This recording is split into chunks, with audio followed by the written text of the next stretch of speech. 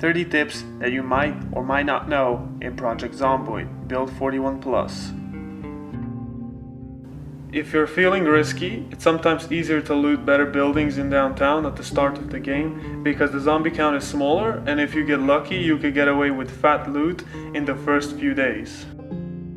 You should always take keys of bigger houses and commercial buildings because you never know when you're gonna find yourself outside trying to get in with a horde chasing you. You can see which doors the key unlocks by hovering on it with your mouse. It will highlight the doors with yellow color. Spears are great weapons. They work like knives but with more range and damage. They may have extremely low condition at first, but after you level up maintenance on level 1 or 2, the spears you make will have almost full durability. If you or another zombie stand on a knocked down zombie, he will not be able to get up, so use this to your advantage when fighting groups. You should always be ready to leave safe houses, cars, and loot behind if danger strikes. It won't disappear and it will wait for you there when you come back. Now you probably heard of the official Project Zomboid map. You should definitely use it. But have you ever heard of the density map? It's a map that shows zombie population density. The map may be missing a few red zones, but use it to know zombie count in different areas. I will provide a picture of it on the screen right now. My next tip is to make armor. You can sew leather strips to any clothing and layer it on top of each other. Try to use clothing that already provides protection, like jackets, hoodies, sweaters, denim shirts, jeans, etc. Also get a helmet and boots. Best armor is the firefighter uniform, and with layers it is possible to get 100 protection, even on your arms and body. To make armor you need needle, thread, and scissors to cut up jackets for leather strips. A really important tip is listen. Listening will provide you with information about zombies' whereabouts around you. You can hear them breaking windows, footsteps on glass, door hits, groans, and so on.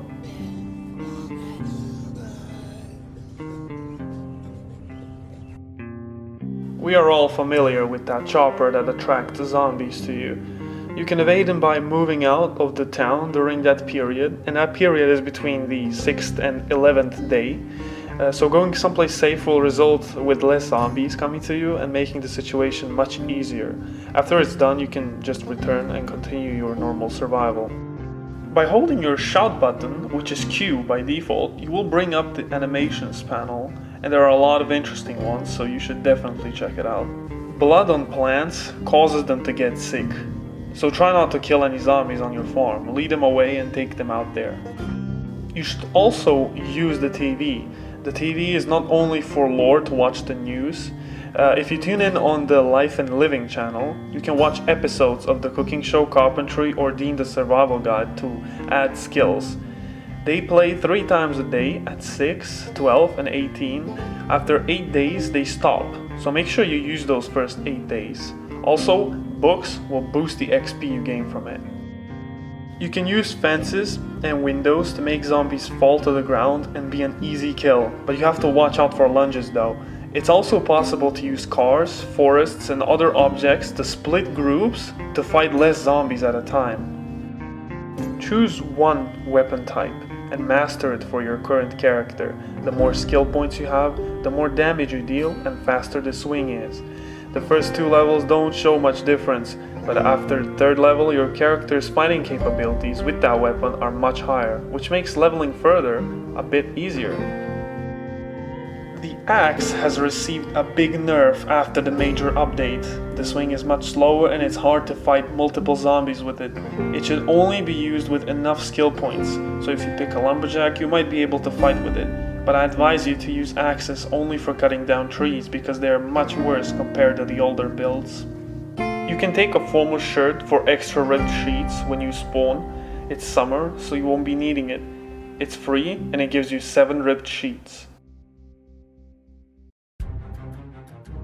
Walking through woods damages your clothing, and jogging can get you scratched. It is possible to pause time while checking containers. Use this when under pressure. The items that you grab will queue, and when you select normal speed, your character will take them. Nobody uses the walk to. Why? Well, you can just use the WSD keys, but not a lot of people know that you can walk to and skip time by pressing F4. F5 and F6 don't work when walking. You can also use skipping time to speed up boring tasks like chopping wood or moving items. You can go to your settings and find this option that enables normal speed after a task is done. So if you skip time and your character finishes a task, the time will be sent back to normal. My next tip would be to use a map to organize your scavenging. Mark your safe house, buildings you looted, or your priorities. You can use an in-game map or a screenshot of the official map, and use any editing program. Also, one important note is to make multiple safe houses on the map. This will help you rest and have a safe place to go in case you're in trouble. Pistols have a really small chance of a headshot, while a shotgun can kill multiple zombies with one shot, and long-range rifles have high chance of headshotting, so use them at first to level up.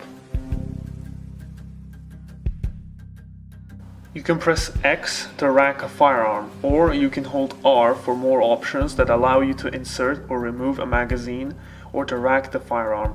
Also, a great tip is that you can remove and insert a magazine repeatedly to grind your reloading skill. Noisemakers are usually used to distract the horde, but I use them to disorganize them. I throw it in the horde and I make them split, so all the zombies just disorganize and start splitting up. Then I kite one of them out and just keep killing them like that. Keep a track of your weight and act accordingly, because unbalance will bring easier injury and faster exhaustion. When cutting trees or doing some boring tasks, you can shout to make surrounding zombies come to you so they don't attack you unprepared.